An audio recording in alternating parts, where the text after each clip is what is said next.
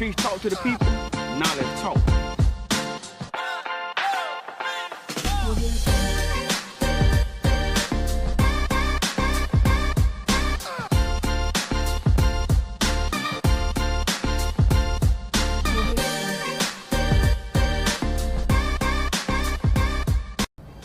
I am the voice. What we gonna do? What we gonna do? What we gonna do? I am the voice. Let the street talk to the people, because the people just not listen to what we got to say and what's going on out here in America. It's been going on in America for a long time. I just think that we're a new generation that's arising, and we're moving forward. We're moving forward right now into a great position of life right now. This Nolan case down there in Mississippi is one of the biggest cases right now that has been standing out, but you have a case in Georgia as well that stood out for a long time. If anybody can remember the Emmett Till case, we don't talk about the history because we try to look past the history, but the Emmett Till case is one of the cases to where this guy comes from Chicago and goes to his uncle's house, get pulled out the house, was not a female, and get killed. Well, these people were never brought before a grand jury because how do a grand jury actually work? Good question. A lot of us in society don't know how a grand jury works, and I think we should understand just how a grand jury works. A grand jury is a selected member that are picked, voters, and they pick that out of a certain community, almost like a jury that's picked out of a certain community. And when you pick a jury of your class or a jury out your jurisdiction to come out here and judge you, you wonder why you sit with 12 and the most people that get convicted are those that come from, I would call, a stricken poverty neighborhood. They're the most highest people that get prosecuted. And the prosecutor play a big role in that.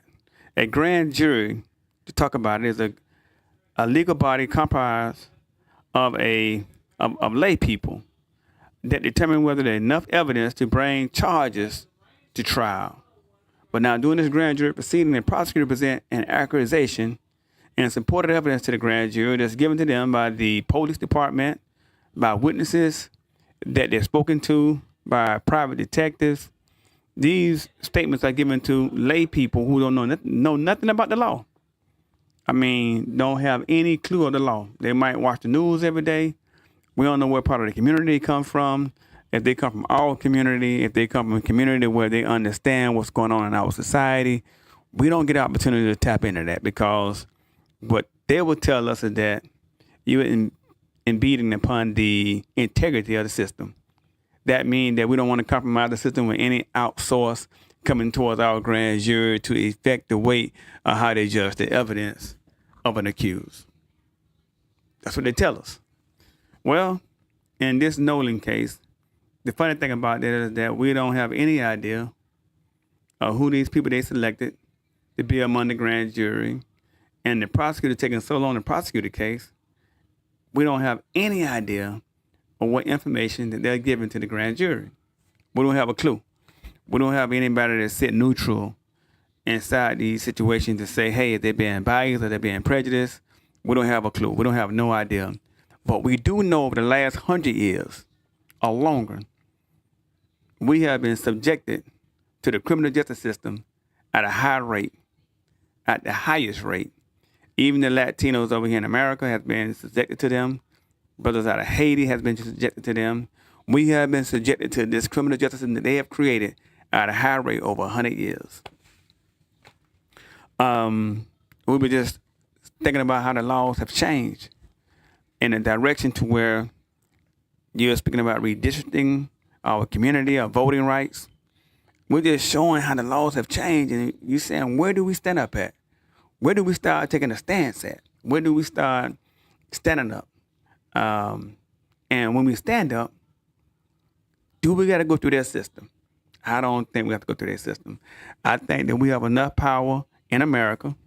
We have enough people in America to not only build our own system on this soil, giving us our blood right. I think that we can fight a system that's fighting against us to give us equality, justice, and fundamental rights as any human being in America. We were born on this soil, we're here on this soil, and we should stay on this soil. But we should not be treated unjustly or unfairly.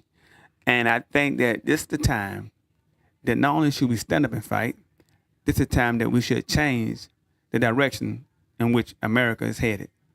We're not looking to higher the balance, the scale of justice. We're not looking at that.